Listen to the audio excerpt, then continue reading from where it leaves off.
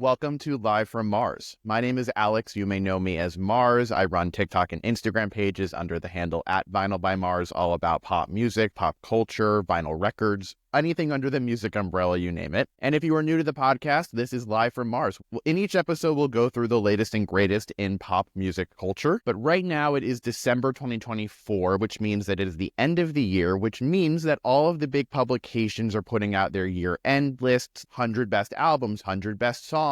I put together my own list of the 50 best pop songs of 2024. You can find that on my Spotify profile. But the next few episodes of Live from Mars are going to focus on my 5 favorite albums of 2024. Myself and Nick, who you are going to meet or be reintroduced to in just a few minutes, are going to talk all about Sabrina Carpenter's album Short and Sweet. When I was putting together my list of 5, this was an immediate add to the list. I didn't even doubt including it because it's that strong of a pop album. I've been on and off watching Sabrina Carpenter's career from her Disney days to Emails I Can't Send to opening on the Eras tour and now Short and Sweet. And pretty much since Espresso dropped in April of this year, she has been inescapable.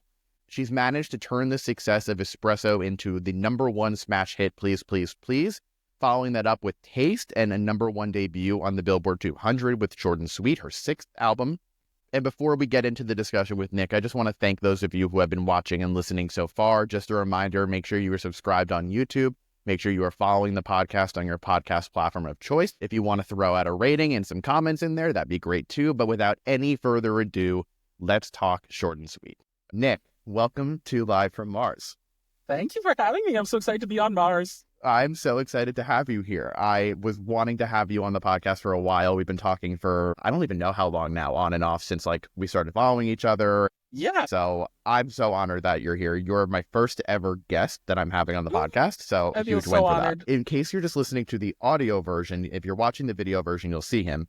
Nick is in his car and he is in Canada where it is 8 degrees Fahrenheit, -13 degrees Celsius. And that is how committed he is. I'm so committed to the car bit. I mean, rightfully so. It's become this whole thing. It's incredible that you've built a brand around sitting in the driver's seat of your car reacting to music. I love it. Yeah, it's crazy. I never thought that that's where it would lead, but I'm happy it did. Right. Okay, so let me just intro Nick a little bit further. I gave Nick a bunch of choices of my 5 favorite albums of 2024. And I said to him, of this list, pick the album that you are most connected to, the one that you want to talk about the most. And he immediately came forward and said Short and Sweet. And it was a no-brainer. We had to have him on to talk about Short and Sweet. Nick, in case you're not familiar with him, creator with over 280-something thousand followers at this point, 43 million likes. It's crazy. Nick does a ton of incredible content that is hysterical of him listening and reacting to music and singing along in his car, which makes perfect sense why he's in the car right now. Yes. And I really wanted to have him on specifically for Short and Sweet because of a moment where he actually got to interact with Sabrina Carpenter at the Short and Sweet tour in Toronto. And we're going to get into all of that. But I wanted to start off a little bit of giving you a chance to talk about you, how you got to this point. It's something that I get asked, and it's like a whole can of worms that you're asking. So I want to know more about how you decided to start posting content and what your love for music originated with and how you've gotten to this point. Yeah, for sure. So I've always posted content and been in the social media world, I guess. I feel like I'm in the perfect age group that got to grow up with social media being launched. So I was always on Instagram. I loved when Vine came out. I followed all of them. I used to have an editing Instagram account. Right. And then when TikTok came out, I was kind of one of the, I don't want to say non-believers, but I was like, oh, I don't know if that's for me. I don't know. And then eventually, obviously, caved like we all did. And that might have even been during the pandemic because I feel like that's when everyone caved. But that's definitely when I started actually posting on it. Right. And in the beginning, I kind of just posted the casual, little, use the trending sounds and make meme videos out of them. And I started doing that. And then one day when Olivia Rodrigo dropped her lead single Driver's License, I just had the urge, I feel like every fan has where you just want to scream the song at the top of your lungs. And I'm I'm going to go record that and just see what happens. And I posted it, and then she reshared it on her Instagram the same night, and it all just blew up from there. It was crazy. Wait, I feel like I remember seeing that now that you're talking about it. I feel like I remember seeing that. It kind of evolved since then. Before, it was literally me in the dark. I was holding my phone, yelling into the car as I slowly drove down this road that no one drives down. It turned into that. It was crazy. And I didn't have a large TikTok following at that point. Once I implementing more of me into it, that's when it kind of blew up a little more, I guess. But There was one other video that I did. I guess you could classify it as music and singing in the car, but there was this video going viral of this like young gymnastics girl doing backflips on a bed. And the beat of her flips sounded like Unwritten by Natasha Bedingfield. So I duetted it and I just sang Stone Cold Sober Face into the camera along with the beat. And that went viral. And Natasha Bedingfield like DM'd me and asked me if she could recreate it. That was like wild. But that's kind of, I guess, the actual start other than the Olivia Rodrigo video. That's crazy that like your two big things right out the gate not only went super viral, but like attracted the attention of the person that you were using their music. That's crazy. Yeah, I was like, what is going on right now? I don't understand. And they were both like videos where it was just like the thought came to my brain and I was like, let's just do it right now. It was like last second film. That's always posted, the boom. best, right? That's always it. It's always so, I don't want to say rewarding, but like exciting when that happens because you're like, this video I spent 3 hours on yesterday is doing nothing, but this one I thought of in 30 seconds is doing numbers. Tell me about it. That is something I talk about with other creators all the time, that like you'll spend hours working on something and it'll get like a few thousand views, and then something that just like spur of the moment comes to you, or something that you put the least amount of effort into is what goes super viral. And on one hand, it's like nice that it goes super viral and you see the rewards of it. But the other hand, it's like, if this is how you're introducing someone to your content and you want it to be reflective of, I don't know, something that you like, I put more effort into, it has better editing, like stuff like that. That's when incredible. You put the quality into it, you're like, I want them to see what I'm capable of. And then you just, the random one-offs, it's like, okay, well, that's great too, but exactly. check out the other stuff. Right. So I guess from there, after Olivia, after Natasha, you kind of clearly found like what a niche is. So how did that then evolve into where you are today with, you know, getting in the car and working with artists and working with labels? How does that evolve for you? Yeah. So it kind of just, after the one Scream worked out, I did it again when she did her follow-up single Deja Vu, and then I just kept doing it with like artists that I love, because that was always a big thing for me. Like, I guess I might be jumping ahead of myself a little bit, but like coming to now, when I'm like screaming in the car, it's always a song that I love, even when it's coming through as a campaign. Like, I'm very picky with doing campaigns. Like, I want to like the song, because I feel like when you don't, it comes across on camera really easily. So I think what transpired from that was me continuing to make these types of videos. And then like in the beginning, they were, I don't want to say like a lot different than how I scream in the car now, but it was always just like immediately all I'm doing is screaming. But then eventually I was like, this just feels super repetitive and it's not as fun anymore. So then I would like take spins on like current pop culture events surrounding the artist, and I would like say a little intro before I start screaming. And that's when more traction really started picking up. So I think it kind of just continued on its own for a little bit, and then it evolved into more of like my character instead of just like, all you're getting from me is a scream and then we're done. Right. And as I kept going, it kept growing, and more artists would interact with the content. Like Taylor Swift has liked videos. Sabrina Carpenter, back in the emails era, she duetted one. Like last year, there was a bunch with Kelsey Ballerini, and I was so embarrassed at that one because it was me admitting that I had never listened to her much before. And now I'm like, I was sleeping on Kelsey Ballerini, and that's the one she's... Literally. No, something so similar happened to me where I posted a review of Joe Jonas's new single. It came out in July, and it was not a positive review. I was like, this song is way too much, way too fast. He needs to slow down. And he liked it and commented on it. And I'm like, well, Joe, you're foregoing 15 years worth of admiration, and I actually really like his music. He just happened to see the one. And I'm like, yeah, the one that you didn't enjoy. Literally, like face palm. With all of that, you've had some obviously incredible interactions with artists and fans and going to live shows and through social media. What is like the centerpiece experience of 2024 so far for you? So yeah, that definitely ties into like my album choice. But when I went to the Short and Sweet tour earlier this year in Toronto, Sabrina Carpenter, she just launched the tour the day before. We were the second stop of the show. And so the night before, I was like, I need to like watch everything that goes down in this. So I watched everything that happened that night, and I knew that there was this portion of the show where she interacts with the crowd. So I was like, that's so cool. I'm going to be in the pit. Like, that would be insane, but you don't think much of it. And so I watched everything that was going on with the show. I was in Toronto already. And the next day, my friend was flying in. We go for dinner. And while I'm at dinner, I get a call from one of the people I work with at Universal Music. And she says, hey, Team Sabrina wants you to do a story takeover tomorrow on the Team Sabrina stories. Would you be interested? And I was like, oh my God, yeah, like, of course I'm down to do that. Hell yeah. And it was like me and a couple other creator friends that I had already made friends with in Toronto. So it was super fun that we all got to do it together. But then at the end of the call, she's like, her team also wants to make sure that you're in the pit. And she wanted me and one of our other creator friends in the pit specifically. And we already had our own tickets. Like, they didn't send us to the show. Like, this was all funded by me to go down there and see the show. And so I was like, why? And she goes, I don't know. They wouldn't tell me, but you guys are already in there anyway. I'm like, yeah, perfect. So I'm like, I don't know what they want us in there for, but okay. And then, so when she does Juno, everyone knows the line, if you know Juno, where she says, try on my fuzzy pink handcuffs. Yeah. She does a little bit before the show where she picks someone from the crowd and arrests them using fuzzy pink handcuffs. And so I knew that part was about to happen at the show. And so I'm standing with my best friend, Jess, and I see this little camera lady pop up on the ledge, and like the camera's facing me, and I'm like, oh my God, shut your mouth right now. There's no way this is about to happen. Oh my God. Then she props herself up more and like focuses it on me. And I just hand my phone to my friend Jess. I'm like, record this. I don't know what's about to happen, but start recording. And then Sabrina Carpenter arrested me, and the rest is history. But it was insane. I was just like, what the hell just happened? That's crazy. Like, the sentence alone is enough to say, like, Sabrina Carpenter arrested me in fuzzy pink handcuffs. That's iconic. That's incredible. It was wild. It was so cool.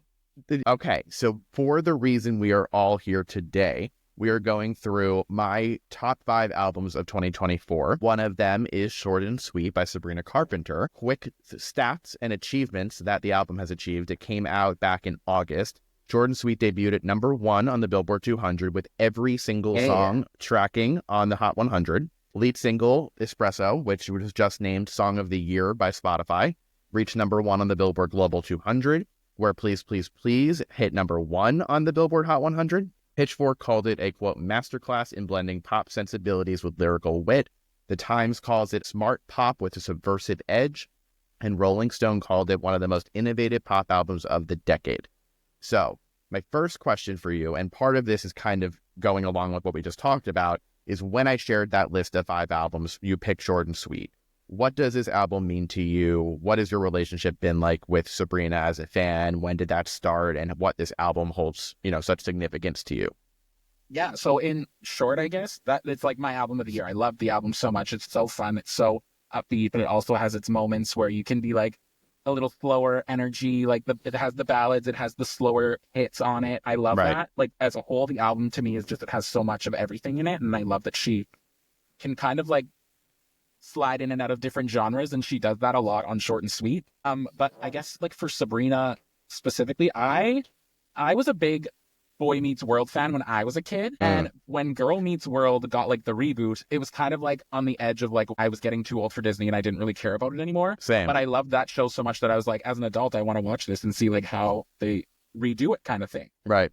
And when Girl Meets World debuted, she also launched her music career with Hollywood Records and Disney and everything like that. And so when her first single came out, I followed along with it because I knew she was from the show, and I was like, okay, I could get into this. Like, I'm going to keep an eye on her as time goes on. And then she did her first album, which was, again, a little radio Disney like type of vibe. And at the time, it wasn't my favorite thing, but she had a couple songs in there where I was like, okay, I need to pay attention to her, actually.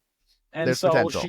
Yeah, exactly. And then as she kept going, the potential just got better, and she was making music that was a little more grown, a little more fun, a little more like angsty in like the era that I was kind of in as like an older teenager at the time. Yeah. So after Evolution, she did her 2 EPs, and I just kind of followed along ever since. But it was the 2 EPs, Singular Act 1 and Singular Act 2, where I was like, what is going on? Why is the general public not picking up on this? Like, she is so good. She's got like the humor. She can act. She can sing. She can dance. Like, she's doing it all. It's wild. Like, I don't know why this isn't being picked up more. But there was one song on one of those 2 that I loved in like 2019. I think it was called Exhale.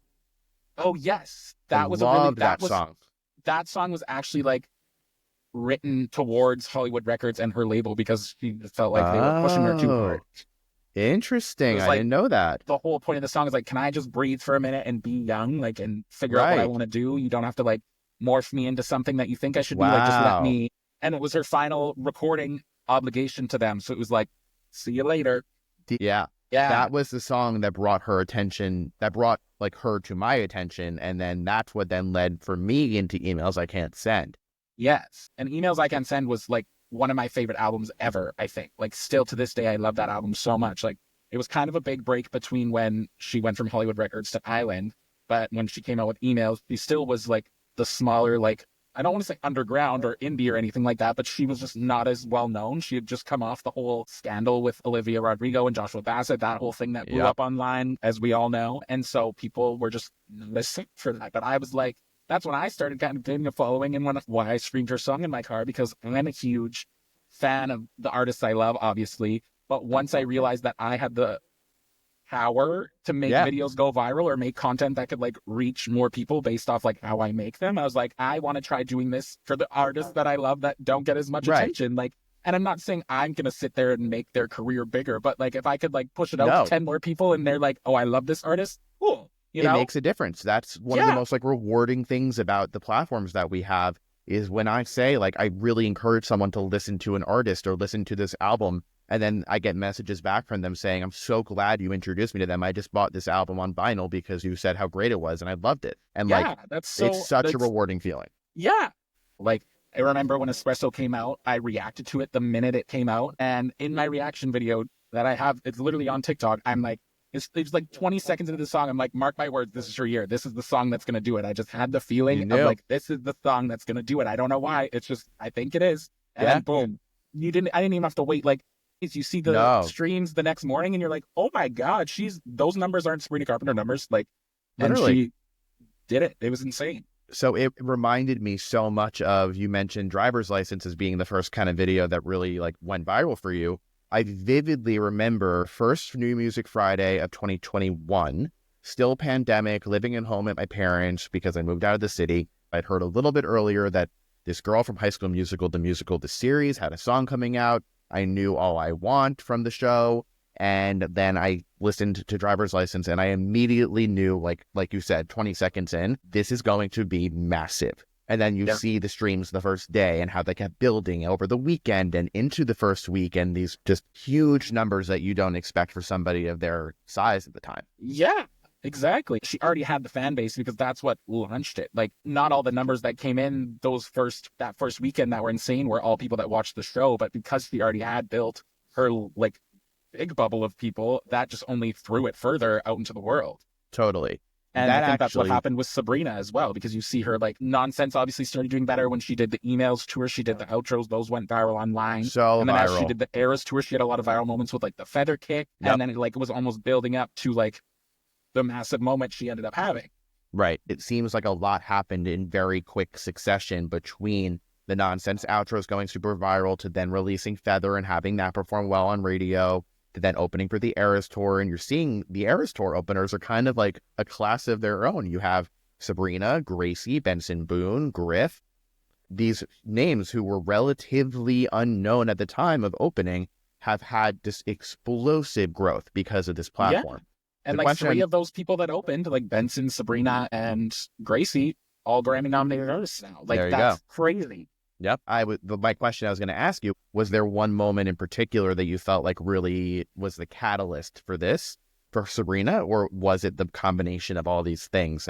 Yeah, like I think it was a combo of everything, where she had like her smaller era in emails where it like kind of built her more of like a fan base that was like invested again, but she also already had that from her smaller runs from before. Like, even though this is her first massive commercial album, this is like her 6th or 7th project, so she's already built her own in-house following and fans that she has, and now it just pushed it to everyone else. And I think that another smart take that they took with the single rollout specifically, like they advertised it as like, oh, this is a one-off single, this is Espresso, here you go, I want to do this before Coachella, and then followed it up while the momentum was still going with a single that was very different to showcase like, I have all these eyes on me right now for this fun little bop, but here's one that's not the same lane at all, really. Like Please, Please, Please and Espresso, they're both fun, catchy songs, but they're very different. Totally different. And I think it like different. Opened up that one specifically, Please, Please, Please, even pushed people even further to be like, what else did she do? If like she's not just this fun little bop, what else can she do if she's doing this, you know? So it's actually really interesting. I think about this all the time, how Espresso was first teased as like, oh, I just want to give you something to perform at Coachella. First off, the fact that she was even performing at Coachella was a huge accomplishment. Yeah. To have Espresso as this one-off, if it didn't go so well and the numbers weren't great, it was just a one-off single. It was just kind of there. But then seeing how much success it built immediately going into Please, Please, Please was a very interesting move, in my opinion, because if you look back at what Olivia did with Driver's License and then Deja Vu, you have, I wouldn't call Driver's License a surefire hit because it was pretty unexpected to have a ballad like that go number one and be as successful as it was, whereas Espresso is way more clear-cut pop song to top the charts. Yeah. Then they both kind of went with Deja Vu and Please, Please, Please into a little bit of like an artsier move to showcase that they're more than just this name that has this one-off single, one-hit wonder. There's actually a lot more depth there. When you look at Deja Vu, it's incredibly quirky. It's incredibly oddball production that you would not expect somebody of Olivia's age or experience to A, be comfortable with using, but B, to excel in. And Sabrina did that exact same thing with Please, Please, Please, where you have this key change in the middle of the second verse. Actually, it kicks off the second verse. Yeah. It's something completely unexpected for a first-time listen, but also totally unconventional in traditional pop music. So It's really cool to see how like everyone always goes back and forth, and you're seeing with a lot of these year-end publications choosing one of the songs to include or the other. They're so different, and it kind of just speaks to her artistic evolution, but also the artist that she is, to be able to play both sides of the coin so well and convincingly well. Yeah.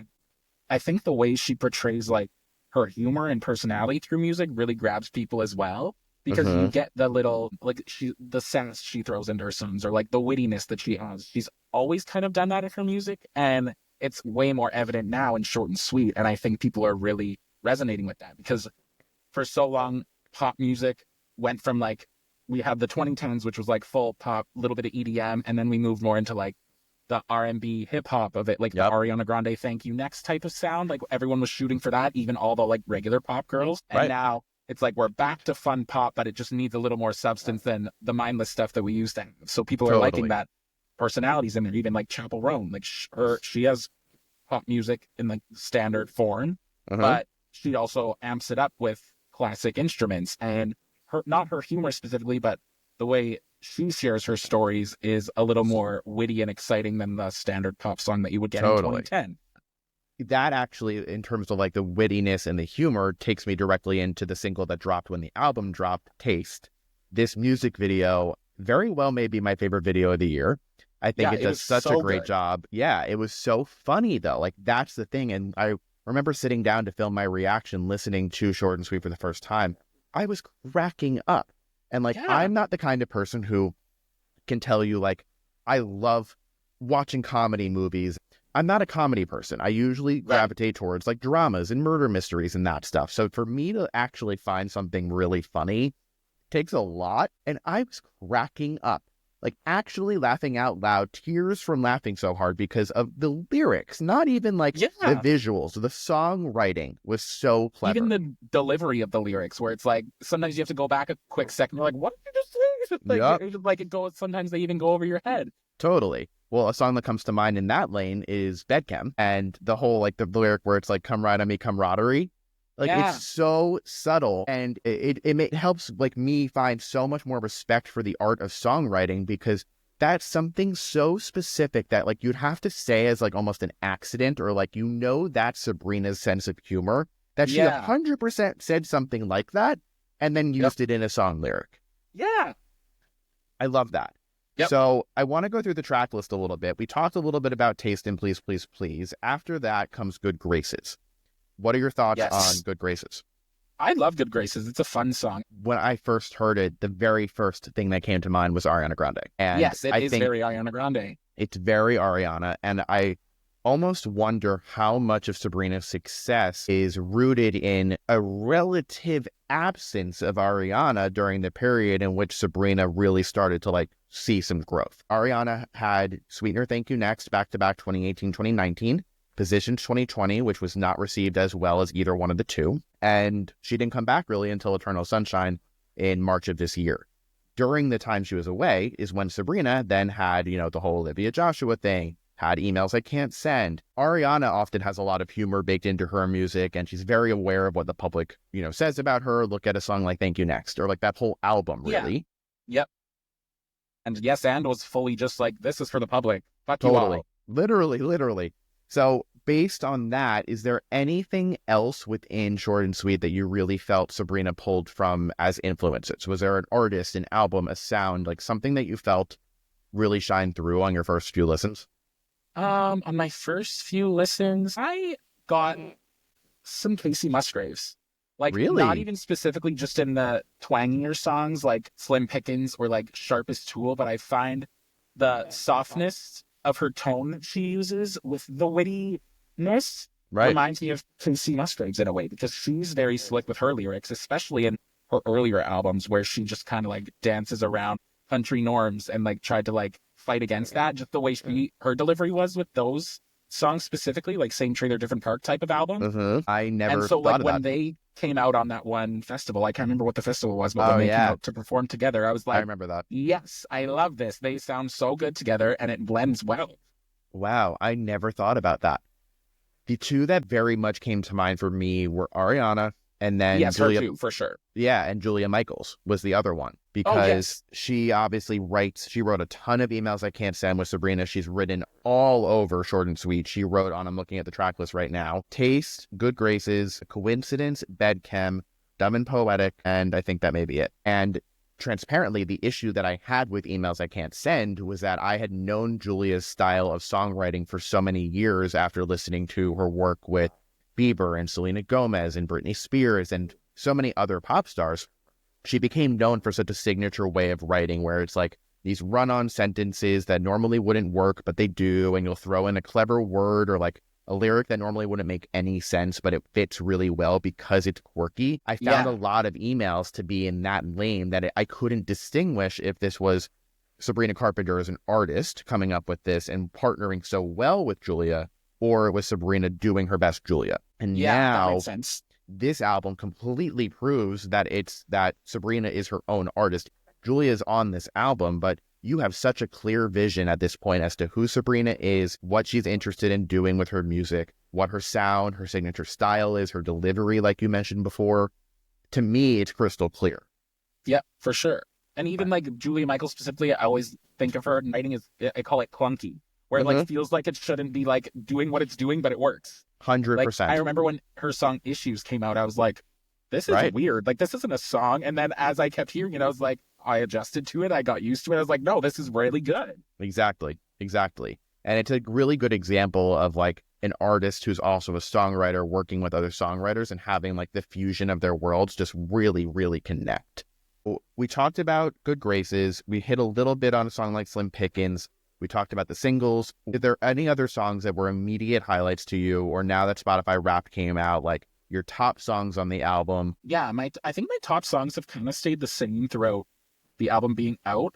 They've always been Taste. I love Taste so much, even though it was a single. Like, I feel like after albums come out and they do single rollouts, the singles lose their effect as an album cut. But Taste, for me, I still love that song so much. And Don't Smile is one of my highlights, absolutely. If it's not number one, it's number two. And I obviously love Bedcam and Slim Pickens and Sharpest Tool. I'm obsessed with Sharpest Tool, but Don't Smile is probably my number one if it's not Taste. I am so happy that you mentioned it because I feel like I am shouting into the void about that song. Right? It's so good. It's my favorite on the album, I think. Like, it's the one that I'm returning to the most without a single doubt in my mind. I listen to this song almost every single day, at least like 2 or 3 times. And it's interesting how it's the very last song on the standard edition. It's a complete outlier from the rest of the track list. Yeah. You have songs like Taste, Good Graces, Bedchem, Espresso, Juno that play into like a more classy pop scene. You have Please, Please, Please, Coincidence, Slim Pickens, and then you could kind of throw Dumb and Poetic and Lie to Girls somewhere in there where they have like a little bit of a country leaning moment. Yep. Don't Smile is by far, other than Please, Please, Please, the most intriguing song on this album to me. It is so unique in the production style, in her delivery of these vocals. Everything feels like so late at night, like it's past midnight, twinkly stars, but like a single tear is falling from her face. It reminds me of the scene in Grease when Olivia Newton-John is singing that big moment when she's like out in her nightdress, and I forget the name of the song. I'm totally blanking on it right now. I know the scene you're talking about, yes. That is what I envision in my head every time I hear Don't Smile. And I remember when I listened to Short and Sweet for the very first time that I was getting through the track list and I finished Fly to Girls and I was like not so into it. That one is kind of a snoozer for me personally. And then I hear Don't Smile start up and I'm like, ooh, what is this lo-fi production? Where are we going with this? Very bedroom poppy. Like, this is something new and exciting. And then she just hits you with that vocal, that hook right there. Yeah. Don't smile because it happened, baby. Cry because it's over. Yeah, and then there's another instance of her like personality. She takes a common phrase that we all use and she flips it into her own to add a little humor to it, but it's also more like slow and moody and like not as like snippy and jumpy, but she still somehow slides the wit in there where it's like it keeps it entertaining. Why do you think that this song closes the album? Like, I'm someone who pays a lot of attention to track listing, and it's something that I feel like it doesn't get enough talk. There's an art in putting together the track list. There's a reason why. Yes. Taste is then please, please, please. And I love her track lists because I don't know why this has always been a problem. Not a problem for me, but it makes me a little, it like irks me for some reason. When an artist puts the lead single as the first single on the album, I don't like it. I think it should be, or if they put it very last, I want it to be like between 4 and 7. It needs to be mixed in with the album. And she always does that. She did it with Emails. She did it with Short and Sweet. She's done it with her past projects. And I think that's important because sometimes the lead single doesn't set the pace for the album. Like Taste was perfect. I love her arrangement of that album, but I think Don't Smile specifically was at the end was one on like a very obvious note. It's over. It's the end of her show too, like before she does the encore at the tour.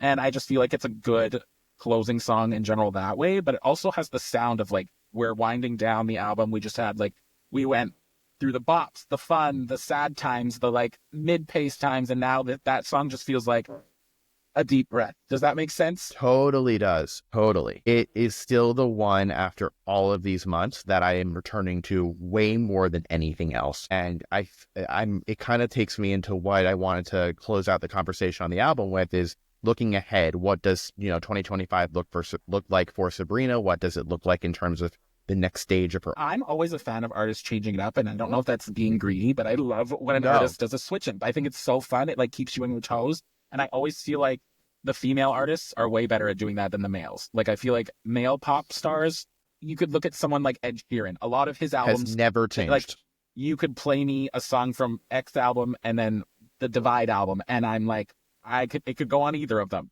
Whereas I like with a lot of female pop stars where they switch in and out and you can hear their eras when you're listening to the album. So part of me wants her to like do a switch up, but not like too far off. Because I feel like, especially when you have your first massive album, like I look at Olivia Rodrigo for this instance, Sour and Guts are different for sure, but they're also very much in the same lane where I think she used Guts to like solidify the fan base that she gained out the first one, because the first album, like Sour, did commercially so well. If she immediately switched, maybe they're not going to care because they're like, oh, she's not who we thought she was.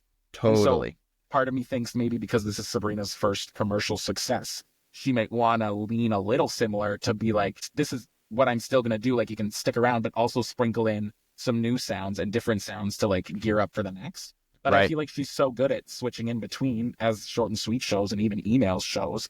Emails is more of like an acoustic vibe, but she sprinkles in a little country and pop still too. I feel like she could even lean further into like the witty country edge. I don't know. It's not like every song on this album is a Taste or an Espresso. You have the clever witty pop side, and then you have the twangy side, and then you also have Don't Smile and Lie to Girls in there and Dumb and Poetic that are a little bit different. So it's not your traditional, I'm using the word debut in air quotes, like her first establishing herself as a true artist album, because it's not all one thing.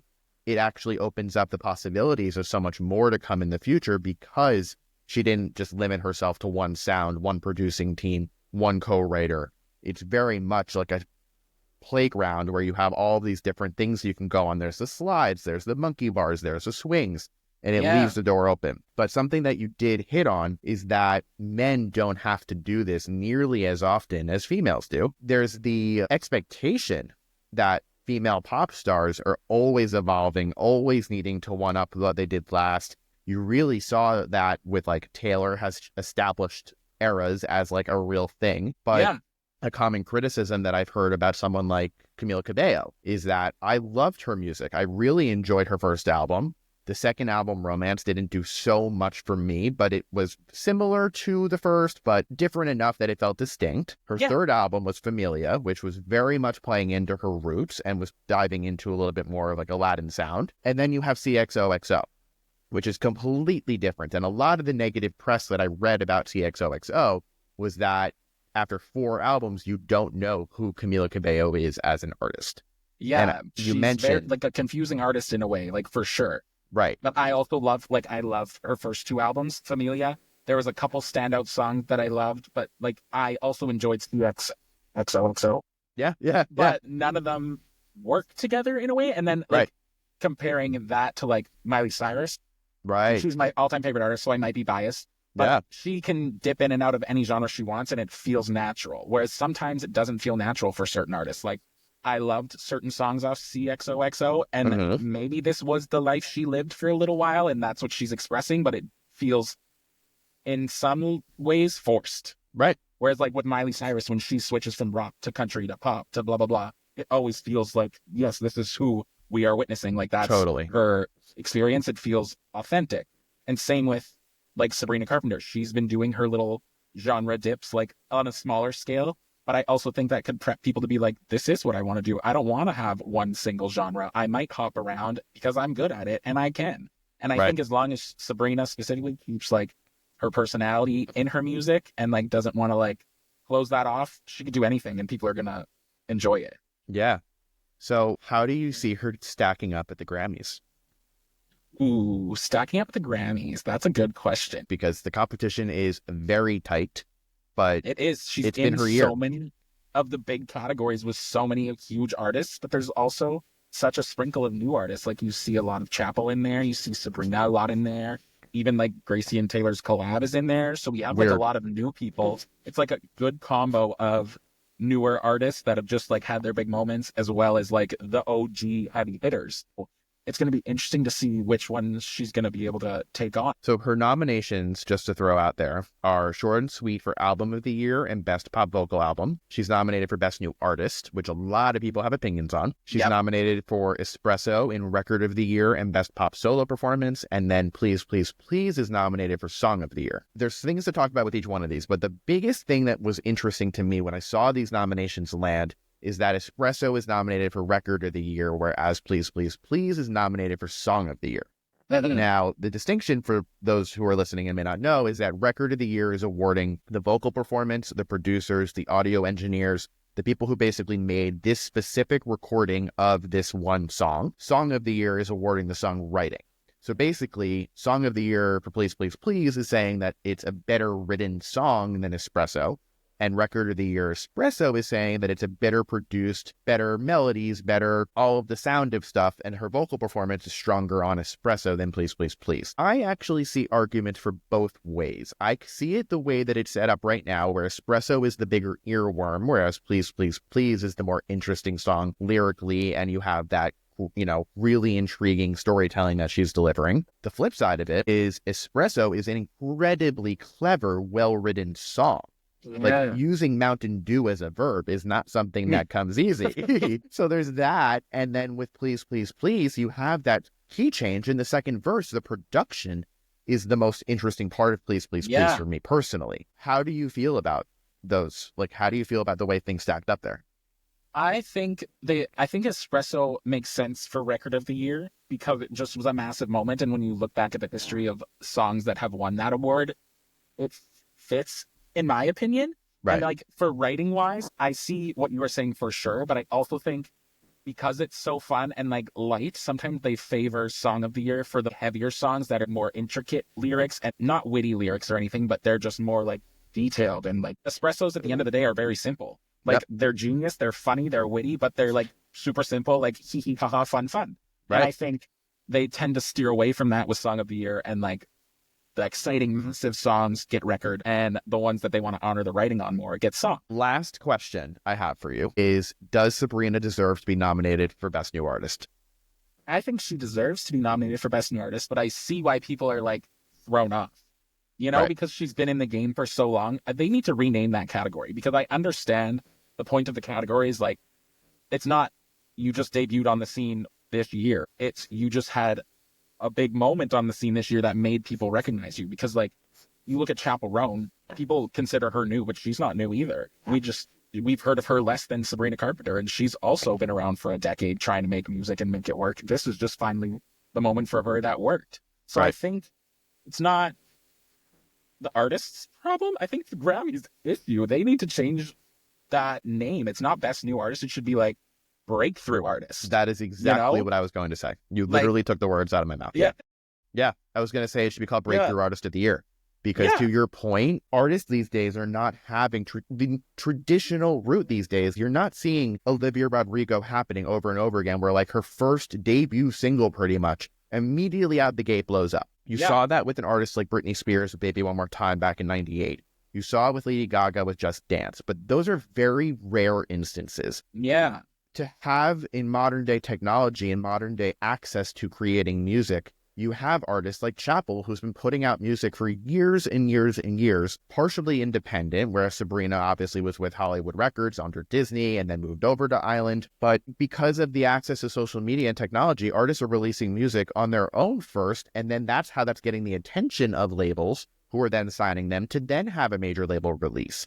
Yeah. And what's and really labels interesting... almost rely on that now, too, sometimes, where it's like you see labels waiting for them to have a big viral moment before they're ready to, like, talk deals. Totally. You know? Well, it's a proof point at that point. Like, we see that you're already putting in the work. We see that there's a connection. Now that we know that we're not signing an unknown person, we're rather signing someone who has an established fan base. It makes their bet and their advances way safer investments.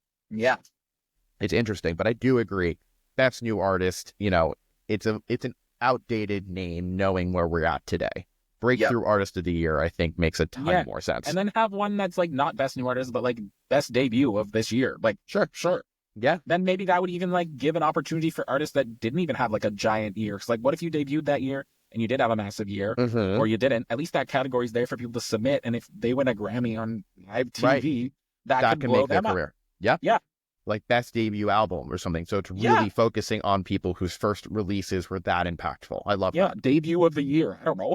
Love it. Okay. Well, Nick, this was a huge, huge honor to have you as my first guest on the podcast. So thank you so I'm much. to be the first guest. Thank you for braving the Canadian winter in your car to come talk about pop music with me. For everyone listening, where can they find you on social media? Anything you want to plug, go for it. Yeah, you can find me on TikTok. I'm the loud one that screams in my car at Nick Palmai1. Find me on Instagram, same handle without the one, Nick Palmai. I have a YouTube channel. You can find that. It's all linked on my profiles. You can find me anywhere. Just look for the loud guy. Look for the loud guy. I love it. Awesome. Well, thank you so much for coming on. This was so much fun. For everyone listening and watching, thank you for tuning in. Make sure you're subscribed on YouTube and following the podcast on your podcast platform of choice. Next up in this series, we'll be diving into another one of my 5 favorite albums of the year with another special guest. So make sure you're following along for that. And I will see you all soon.